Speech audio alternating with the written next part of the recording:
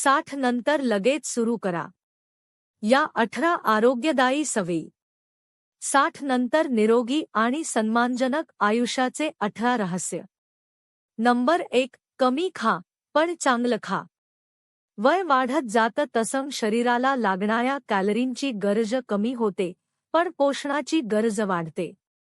त्यामुळे पोट भरण्यासाठी नाही तर शरीर मजबूत ठेवण्यासाठी खा. प्रोटीनला महत्त्व द्या. डाळी, पनीर, फळे, हिरव्या भाज्या आणि प्रोटीनयुक्त पदार्थ वाढवा.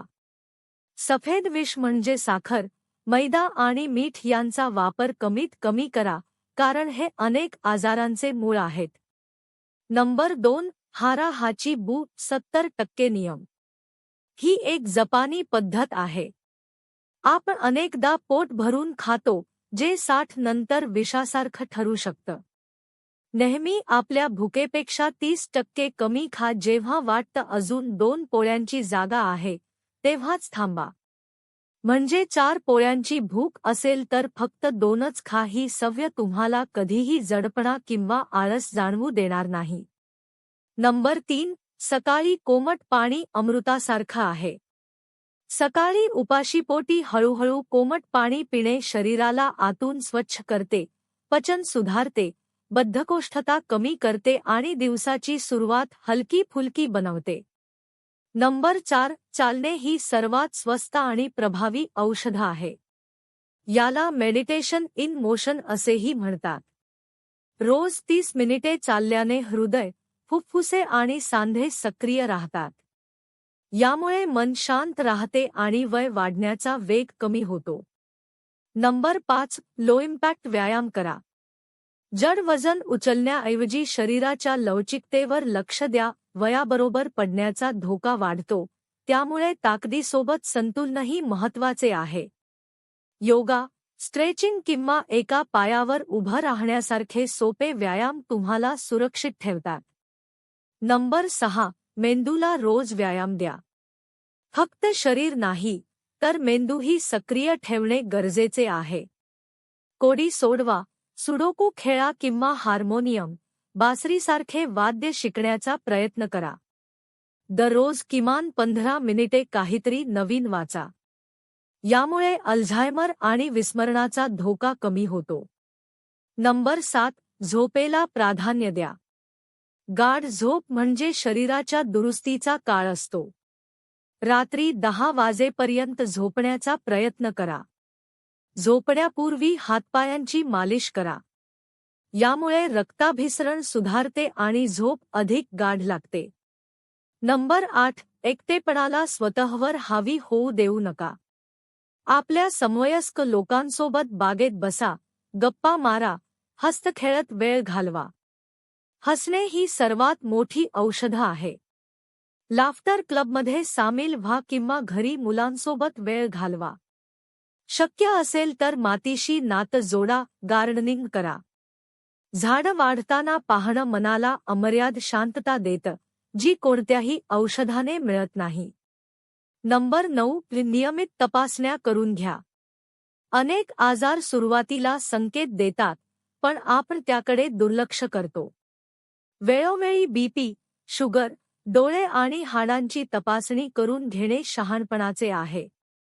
नंबर 10. मौनाचा जादू. होय, हा जादू खूप खास आहे. 60 नंतर माणूस जास्त बोलतो किंवा सल्ले देतो. दिवसातून 1 तास पूर्णपणे मौन पाळण्याची सवय लावा. यामुळे आपली प्राणशक्ती जपली जाते.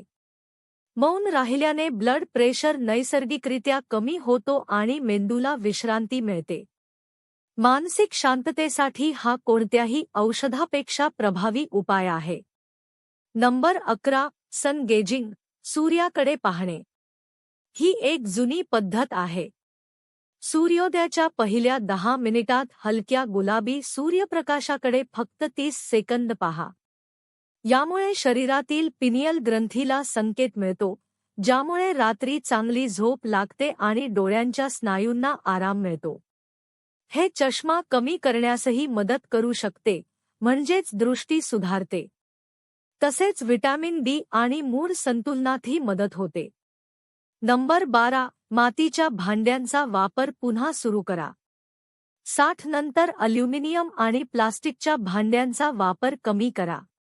पाणी पिण्यासाठी तांब्याचा लोटा आणि स्वयंपाकासाठी मातीची भांडी किंवा लोखंडी कढई वापरा.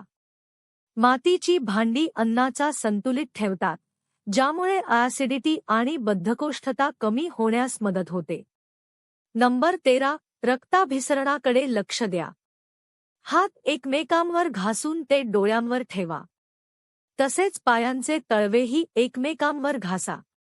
यामुळे शरीरातील ऊर्जा वाढते, रक्तप्रवाह सुधारतो आणि सकाळी उठताना अंगात जडपणा किंवा कडकपणा जाणवत नाही.